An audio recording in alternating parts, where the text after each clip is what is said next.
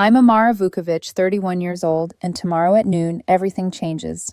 There's a strange stillness in my apartment tonight, the kind that hums louder than silence.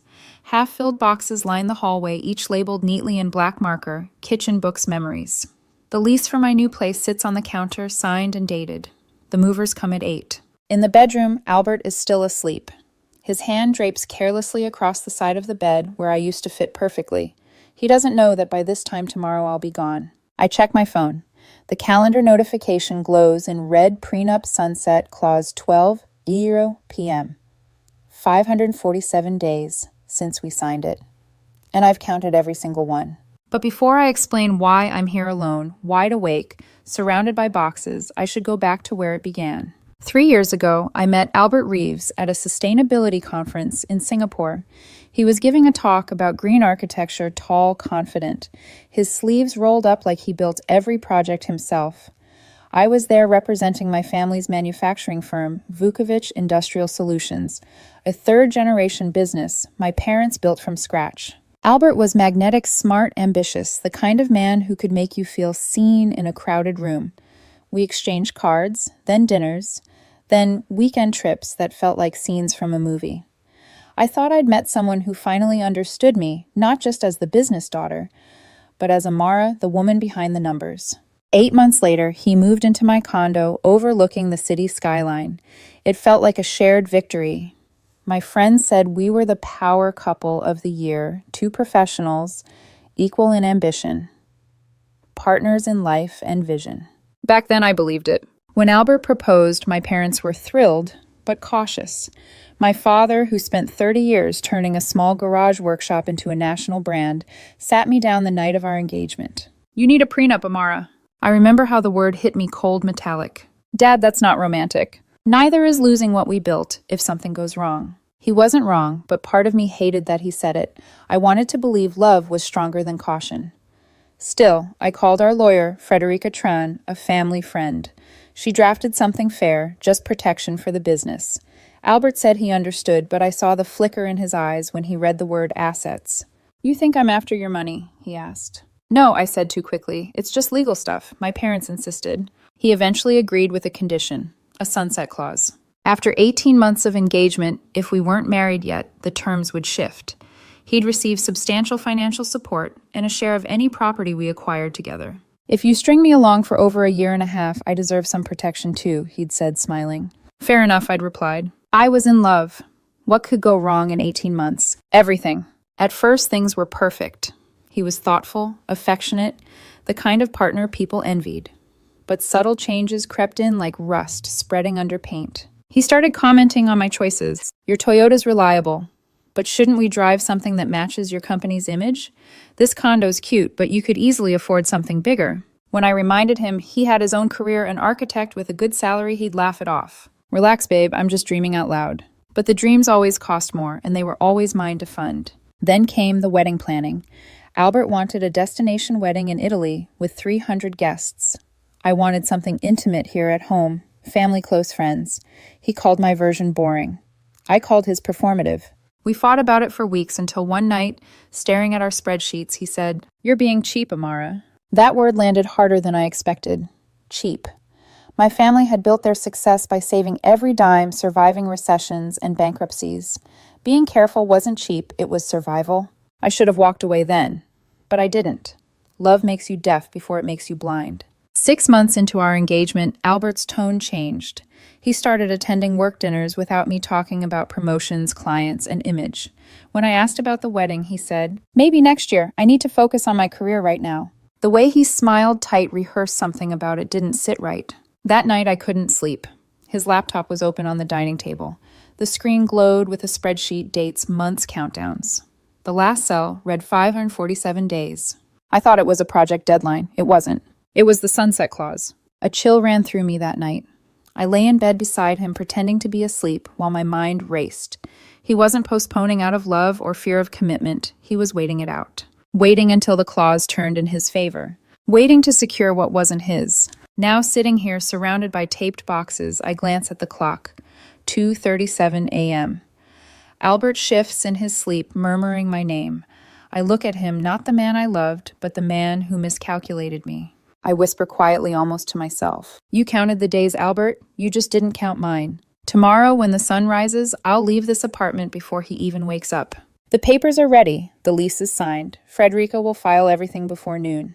By the time he realizes what happened, I'll already be gone, free, protected, and one day ahead of his game. 547 days. I counted every single one, and I'll stop at 546. The morning after my decision felt like any other Sunday, quiet sunlight filtering through half-closed blinds, the faint smell of Albert's cologne still lingering on the sheets. You'd never guess the foundation beneath us had already cracked. Back then, the world still saw us as the perfect couple. We had matching keychains, a shared calendar, 1,000 selfies that made strangers comment couple goals. But behind the curated smiles, I was learning the true meaning of negotiation, not in boardrooms, but in love. It started small. Albert began to insert casual comments into our days, little probes disguised as jokes. Do you ever think this condo's a bit minimalistic? Your family could buy something with a view of the river. Imagine hosting clients there. I'd laugh it off at first. I'm comfortable here. He'd smile, sip his espresso, and reply, comfortable isn't inspiring, babe. Soon comfortable became his favorite insult. One night while preparing dinner, I overheard him on a video call with his college friend Matt. Bro, I'm telling you, once Amara and I marry, it's set. Her family business is practically a gold mine. You know how old money families are, they protect their own, but they take care of their in-laws too. I froze in the hallway, knife still in hand. When he noticed me, he ended the call laughing. We were just joking around. Joking. That word had become a shield one he used every time he crossed a line. Weeks later, while scrolling through wedding dress ideas, I mentioned wanting something simple. He frowned. Simple, you're the CEO's daughter. People expect elegance. Think Vera Wang, not minimalism. It's our wedding, Albert, not a corporate event. Exactly. Our wedding, our image. Why settle? That word settle echoed in my chest long after he left the room. Money wasn't the only thing Albert wanted control over. It was perception.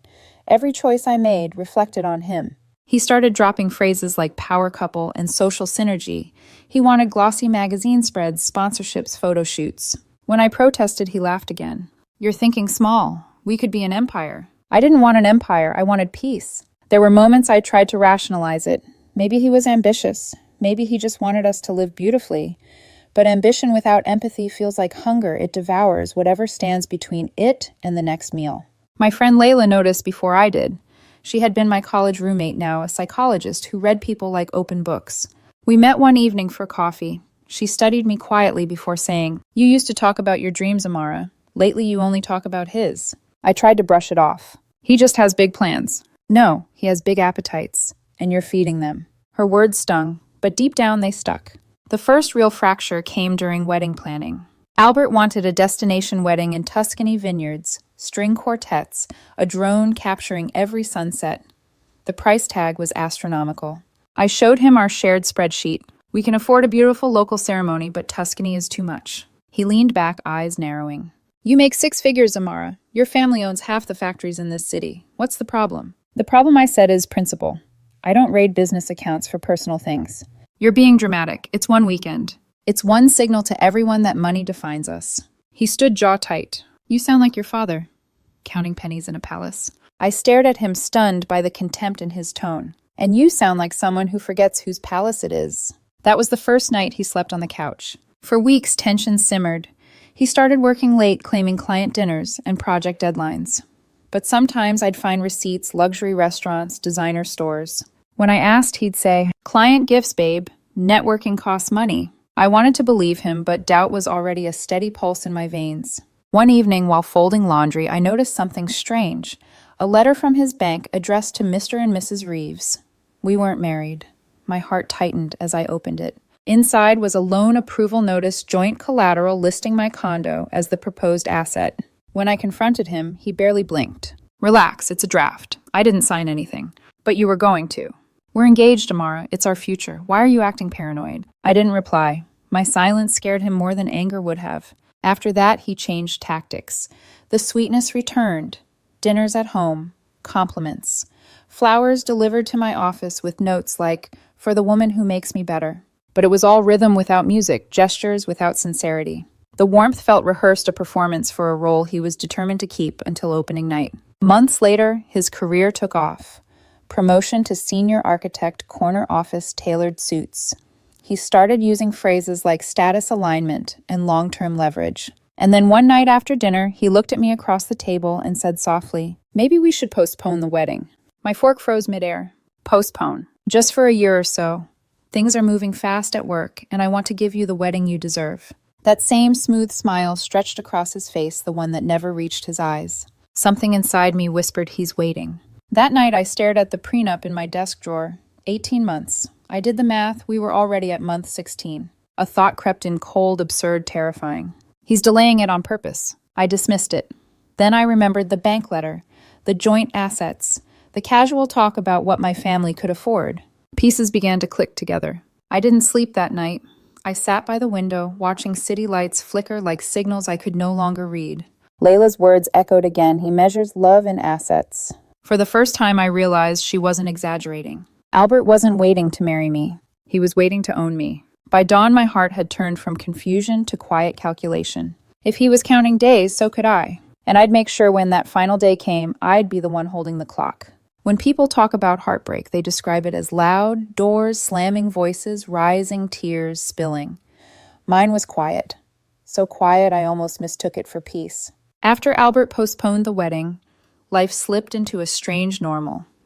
We still shared meals, still smiled for photos, still said I love you out of habit.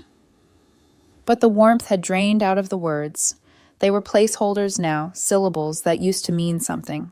I started noticing things I once ignored. His new wardrobe, Italian suits, designer watches. His sudden obsession with social media posting, polished photos of us at charity events, labeling us #couple goals, #vision and value. His insistence on using my car instead of his. His fascination with every financial conversation I had on work calls. It wasn't love anymore. It was data collection. One night, I came home late from a board meeting to find him sitting at my desk, my laptop open. He startled when he saw me. "Oh, hey, your laptop was unlocked. I was just checking something for the honeymoon fund." "You mean the honeymoon we postponed?" He smiled awkwardly, closing the lid too fast. "You're so suspicious lately." I didn't reply. I just looked at him long enough for the silence to answer. When I opened the laptop later, my inbox showed an unread email from Frederica Tran, my family's lawyer. The preview line made my pulse quicken. Reminder sunset clause review approaching. He had seen it. The next morning over breakfast, Albert said casually, "You know it's crazy how time flies. We've been engaged for almost a year and a half." 18 months next month, I said. He froze for half a second, just long enough to confirm everything I feared. Then he smiled. "Guess we better plan soon, huh?" The smile didn't reach his eyes. From then on, I watched him like a stranger in my own home. He became unusually attentive, cooking dinners, bringing flowers, giving me back massages as if he were making deposits into some invisible account. And I played along, calm, deliberate, quietly documenting every inconsistency. When he'd leave receipts on the counter, designer purchases on my card, I photographed them. When he spoke about our assets, I recorded his words in my journal. When he mentioned waiting for the right time, I noted the exact date and time. I wasn't Amara the lover anymore. I was Amara the observer. The turning point came during a dinner with friends. Albert's college friend, Bianca, too drunk, too loud, leaned across the table and laughed. "You're seriously the smartest woman I know, Amara. Waiting out that prenup like a queen." The table went silent. Albert's hand shot out under the table, kicking her shin. She winced, realizing too late what she'd said. I mean, you two are perfect for each other." But I wasn't listening to her anymore. I was listening to him. To the sound of his heartbeat quickening, to the flash of panic in his eyes, to the moment the mask slipped. That night, after he fell asleep, I opened the locked drawer of my study and pulled out the prenup. I read it word by word, this time not as a lover, but as a strategist. Clause 7B, Sunset Provision. If the marriage ceremony has not occurred within 18 months of engagement, the terms shall adjust to grant the non-signatory Albert Reeves extended rights of support and property participation retroactive to the date of engagement. Retroactive. Meaning, if we broke up after that date, he'd be entitled to almost everything we acquired during those months. It wasn't just love he was buying time for, it was leverage. I called Frederica the next morning. She sounded unsurprised. "I warned your father this clause was a bad idea. He thought you'd marry long before it mattered. Can I change it?" "Not without his signature. It's binding. So if I stay until the date passes..." He gets access to portions of your income, your condo, and possibly your business dividends. I exhaled slowly. And if I leave before it, then he walks away with nothing, not a cent. The decision crystallized in that moment, sharp, cold, irreversible. I began planning in silence. Frederica helped draft separation documents timed precisely one day before the clause took effect. She coordinated with the movers. My new lease was signed under my own name across the city. I started moving items discreetly, one box a week, small enough he wouldn't notice. He never did. He was too busy celebrating his promotion and posting about his next chapter. 2 weeks before the deadline, Albert suggested dinner at a rooftop restaurant. The city glittered below us as he lifted his glass. To us, he said, and to patience paying off. I stared at the skyline instead of him. What happens when patience runs out? He laughed, sipping his wine. Then the smart one wins. The word smart hung between us like smoke. He didn't know he'd already lost. From that night on, I kept a small notebook tucked inside my jacket pocket. Dates, receipts, conversations, every trace of his strategy turned into mine. My father always said, when someone tries to outplay, you don't argue. Just change the rules. So I did. The last entry I wrote before everything erupted was short, only 6 words. Leave before noon. 546 days. Done. I closed the notebook and slipped it into my box labeled memories. Soon, even that would be gone. The night before I left the city was unusually quiet, like even the traffic knew to stay away. My packed boxes stood against the wall like silent witnesses. Each one was sealed and labeled in my neat handwriting, kitchen, files, life. Albert was in the living room, glass of whiskey in hand, scrolling through his phone. He didn't notice that half of the wardrobe was empty, that my personal files were gone, that my jewelry box had vanished from the dresser. He never noticed what didn't serve him. At 10:42 p.m., I checked the clock again. My heart beat in rhythm with the second hand. 547 days since the prenup. 18 hours until the sunset clause would flip in his favor. I'd rehearsed this moment in my head for weeks. Every word, every look, every calm breath I'd need to hold when the truth landed. But now, standing in that dim kitchen light, my hands were trembling. Not from fear, just adrenaline. I poured myself tea, the one ritual that still felt human, and waited for him to speak first. You're awfully quiet tonight, Albert said without looking up. Just thinking. About what? Deadlines. He laughed softly. Even off the clock, you sound like your father. Always counting days, always running numbers. Numbers matter, I said, especially when people forget how to read them. He frowned. What's that supposed to mean? I didn't answer. Instead, I opened the drawer, took out my phone, and slid it across the table toward him. Check the calendar. What? Go ahead, tomorrow's date. He sighed, rolling his eyes like I was being dramatic. But the moment he unlocked the phone and saw the red circle around 1200 p.m., prenup sunset clause, his face drained of color. The silence that followed was heavier than shouting. You, he started, voice cracking, you knew. I read what I signed. You've been planning this. You've been waiting for it. That's not fair, Amara. Neither was your plan to stall the wedding until it paid off. He pushed back his chair so hard it screeched across the floor. His calm mask cracked wide open, rage, disbelief, fear, all bleeding through. You're making a mistake. We could have had everything. We did, until you made it a transaction. He paced, gripping his hair, muttering under his breath. You don't understand how hard I worked, how much I invested in this. You didn't invest in me, Albert. You invested in my last name. That broke him. You think I'm some kind of thief? I think you counted down to a payday. His hand slammed the table. You'll regret this. You're too soft to be alone. I looked at him for a long time and then quietly. Maybe, but at least I'll be free. He followed me as I began sealing the last box. Where are you even going? Somewhere you won't find me. You're overreacting. We just needed more time. Time, I said. You already had 547 days. I'm taking the last one for myself. He reached out suddenly, grabbing my wrist. His grip wasn't violent, but it was desperate. I met his eyes steady. Let go. He did, but not before whispering, You'll crawl back. I smiled, just barely. Not this time. That night I slept on the couch. The clock ticked louder than usual. Each second was an echo counting down to freedom. At dawn, I woke before the alarm. The air felt electric. I dressed quietly, jeans and a white shirt. Nothing fancy, just clean, steady, ready. At 7:59 a.m., the movers knocked. Albert stumbled out of the bedroom, half-dressed, confused. What's going on? Moving day. You can't just watch me. He tried to argue, but the movers ignored him, carrying box after box through the door. Every sound of packing tape and footsteps was a heartbeat of closure. At 10:00 a.m., the apartment was nearly empty. Albert had stopped yelling. He just stood there, arms crossed, watching his version of control collapse. At 11:00 a.m., Frederica's text came through, filed and time-stamped. "You're clear." I looked up at him one last time. "You always said patience pays off," I said softly. "Turns out so does timing." "You'll regret this," he repeated, voice shaking. "You'll be alone forever." "Maybe," I said, "but at least I'll be alone by choice." At 11:45, I loaded the last box into the car. The city outside buzzed like nothing had happened. Albert stood by the doorway, his face hollow now. "So this is it?" "Yes. You can't just erase me." "I don't have to. You did that yourself." I checked my phone one last time, 11:59 a.m. "Goodbye, Albert."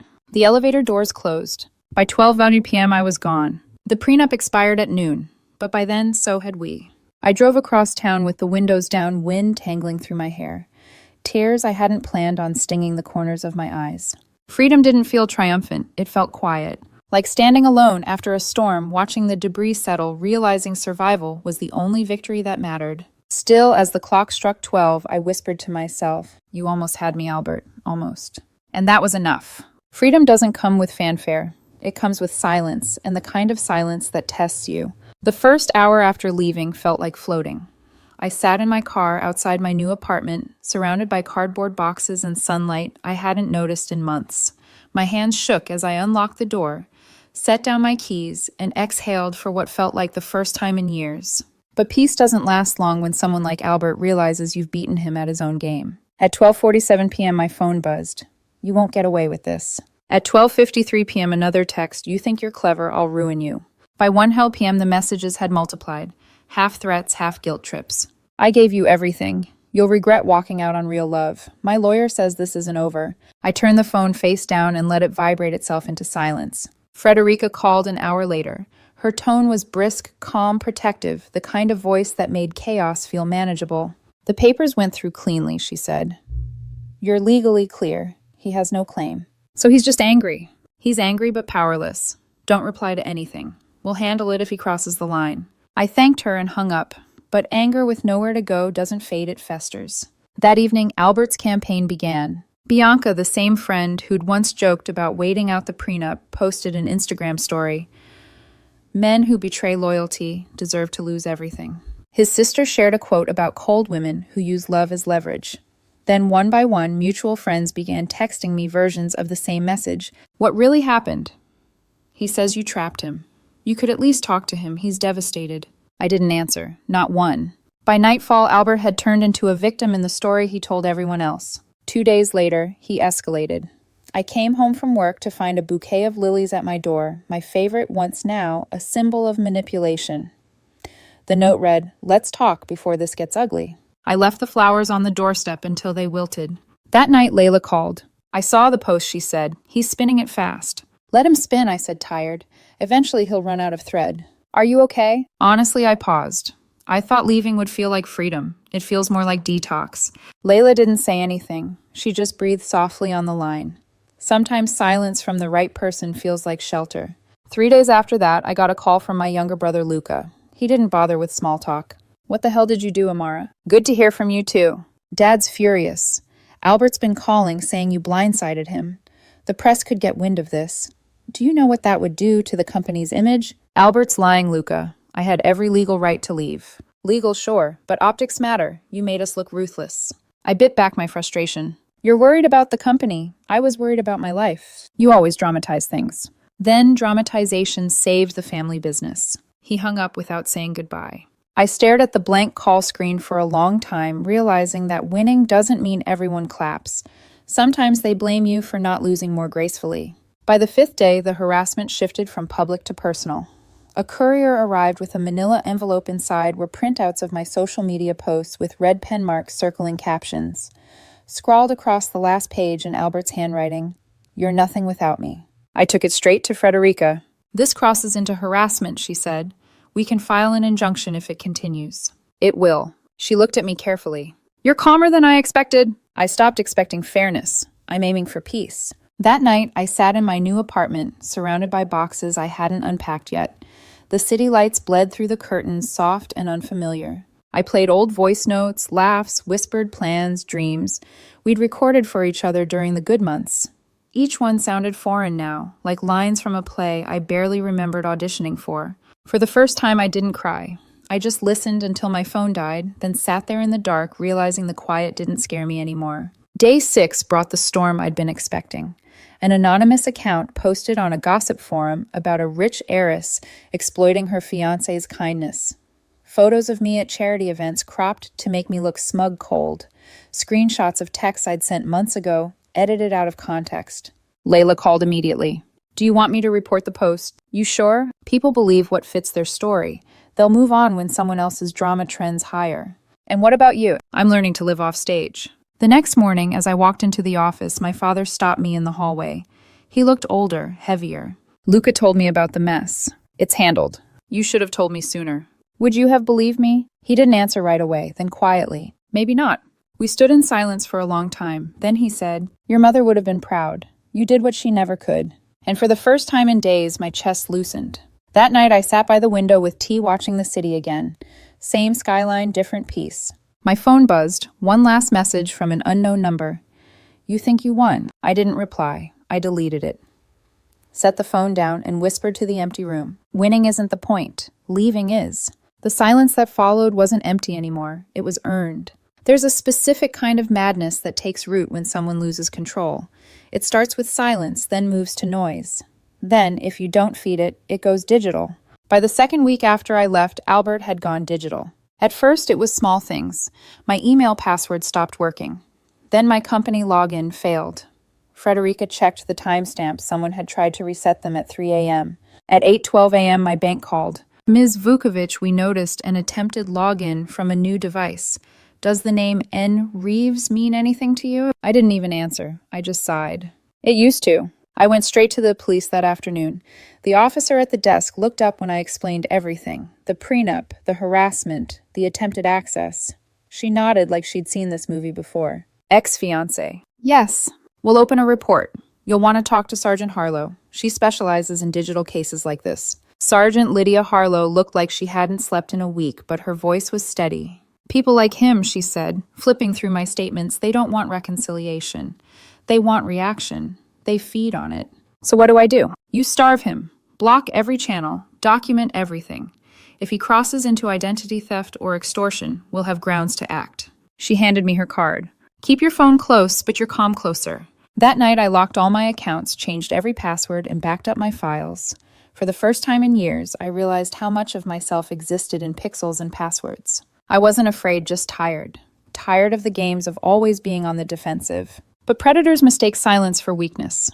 3 days later, he escalated again. An email arrived from my work address sent to our entire client list, Vukovic Industrial Solutions under investigation for financial misconduct. It wasn't true, of course, but it was credible enough to cause chaos. Our PR team traced it quickly. The IP address matched Albert's apartment building. I forwarded everything to Frederica and Sergeant Harlow. Within hours, Harlow called me back. He's getting desperate, she said. You handled it perfectly. Don't respond. He's trying to ruin the company's reputation. Then let's make sure he ruins only his own. That evening, as if on cue, Albert texted from a new number. You think you're safe behind lawyers. You think this is over. A few seconds later, I can destroy you with one story. I took a screenshot and sent it straight to Harlow. Her reply came minutes later. Good. We need patterns. Keep documenting. Patterns, that was the word she used. Funny thing, Albert always had patterns. The same words, the same tactics, the same need to twist guilt into currency. Now those patterns would become evidence. 2 nights later, Layla came over with takeout and a bottle of cheap wine. You look like someone who's been exorcising a ghost, she said, dropping onto my couch. That's not far off. So what's next? Let him self-destruct. You really think he will? He already is. Layla studied me for a moment, then smiled faintly. You're different now. Colder but stronger. I had to be. You can't fight fire with warmth. By the 4th week, Albert's desperation had turned obsessive. He sent anonymous messages from fake accounts, some pleading, some threatening. One said, "We can fix this if you admit you were wrong." Another said, "If I can't have peace, neither will you." Frederica filed for a restraining order. Harlow advised me to expect the storm before the arrest. She was right. Friday morning, I got a call from my bank again. Ms. Vukovic, someone tried to change your mailing address to your previous condo. Same last name, different first initial. By noon, my phone carrier called. Someone had attempted to add a line to my account. Then my credit card company froze my account after a fraud alert. I didn't panic, I just called Harlow. He's circling, I said. Then we tightened the net. By Saturday, the tone of his messages had shifted again, less fury, more pleading. I made mistakes. We both did. Can we meet? Just talk. You can't do this to me. You don't know what I'm capable of when I lose everything. I read the last line twice. Then I locked my doors, poured a cup of tea, and waited.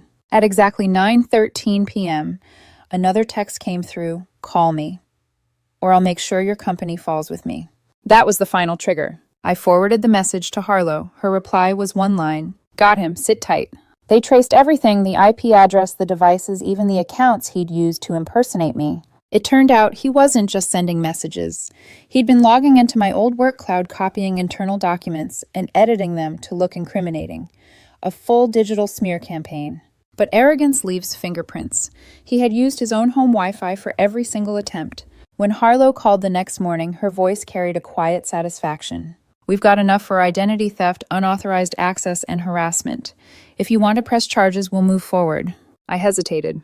Will he go to jail? If you want him to. I looked around my apartment, still half unpacked, but filled with peace that couldn't be stolen this time. Not yet, I said. Let him see what losing control really feels like first. But Albert wasn't done. Not yet. 2 days later, a new message arrived. Long, frantic, dangerous. I know you're reading this. You think you've won, but you haven't. I've already spoken to a journalist about your family's company. They'll publish everything: offshore accounts, tax evasion, labor violations. Unless you call me right now. It was his final move, extortion. And this time he wrote it down. I stared at the screen for a moment, then whispered to no one in particular. Checkmate. I forwarded the text to Harlow and Frederica. Frederica's response came in seconds. He just committed a felony. Merry early Christmas. For the first time since this began, I smiled.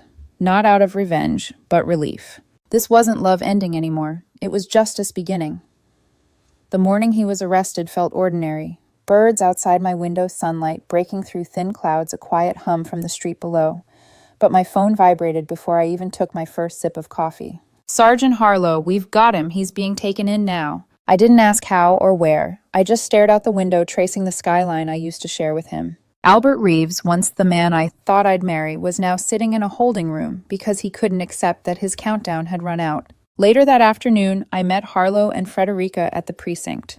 The detective's desk was cluttered with folders, coffee cups, and a small paper label that said Active Case Vukovic. He confessed to more than we even expected, Harlow said. Unauthorized access, identity theft attempts, and extortion. She leaned back, folding her arms. You were right to wait. Every text, every email, it's all documented. He practically built the case against himself. What happens now? I asked quietly. He'll be charged unless you choose a plea arrangement. Conditional discharge, restraining order. No contact for 5 years. You agree he walks free barely. But one violation and he goes straight to jail.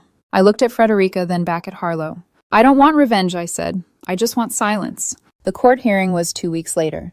It wasn't a dramatic trial, just a sterile courtroom. Faint smell of coffee, fluorescent lights flickering overhead. Albert sat on the defense bench in a plain gray suit. He looked smaller than I remembered. No designer watch, no confidence, no smile. The judge called him forward. He read his statement, voice trembling, but clear enough for everyone to hear. I attempted to access Amara Vukovic's financial accounts without authorization. I sent threatening communications intending to extort money. I did these things out of anger and resentment after our relationship ended. Every word landed like a dull hammer on old wounds. When the judge asked if he understood the consequences, he nodded. Yes, Your Honor. And you accept this deal freely? Yes. The judge's tone softened just enough to feel like pity. Then this court orders a 5-year restraining order. No contact directly or through third parties. Any violation will lead to immediate prosecution. Albert's lawyer nodded. Frederica leaned closer to me and whispered, He's finished. Afterward, outside the courthouse, his mother waited at the bottom of the steps. Her eyes were red, her hands trembling. When she saw me, she stepped forward, voice shaking with fury. Are you happy now you destroyed my son? I met her eyes. No, he destroyed himself. She turned away before I could see whether she believed me. That night I went home and unpacked the last of my boxes. The final one was labeled Old Life. Inside, a few photos, a chipped coffee mug from that first conference, and a single note Albert once left on my desk that read, We're unstoppable together. I sat on the floor holding that note under the light, and for the first time, I didn't feel sadness, just distance. It was like reading a letter from someone else's life. A few weeks later, Frederica called with a small laugh in her voice. "You'll like this one," she said. "He's already moved back in with his parents. Lost his job after the arrest hit HR. Rumor is, no firm wants to touch him." "I don't need updates," I said. "Consider it closure." Maybe she was right. But closure isn't about knowing they've fallen. It's about realizing you don't care whether they do. Spring came, and with it, a strange sense of stillness. I started running again in the mornings, rediscovering streets I'd forgotten existed. I even went back to the cafe where Albert and I had our first date. It looked the same, but I didn't. I brought my notebook, the one where I'd documented every lie, every red flag, every sign I ignored. I flipped to the last page, the one where I'd written, "Leave before noon. 546 days. Done." Below it, I added one final line, 547 days free. My father visited one evening, bringing a small potted plant. "Your mother used to keep one just like this on her desk," he said. He sat across from me, looking older, but softer. "You know," he added quietly, "when your mother was your age, she signed a deal she didn't understand. Lost half her share of the company to a man who promised love but wanted control. You broke that pattern." I didn't know what to say. "You counted the days, not to punish someone," he said, "but to reclaim yourself. I'm proud of you." It was the first time he'd ever said that without it sounding like an evaluation. That night I stood by my window again. Same city lights, same skyline, but this time it didn't feel like a battlefield. It felt like home. I thought about everything that had happened, the love, the manipulation, the countdown, the silence. And somewhere between reflection and relief, I realized something simple: freedom doesn't always roar. Sometimes it exhales. The next morning I woke up early and brewed a cup of tea in my chipped conference mug. I didn't throw it away. Some scars deserve to stay visible, not as wounds, but as warnings. I raised the mug slightly toward the sunlight and whispered, "To the 547th day, the day I stopped surviving and started living." The city outside stirred away.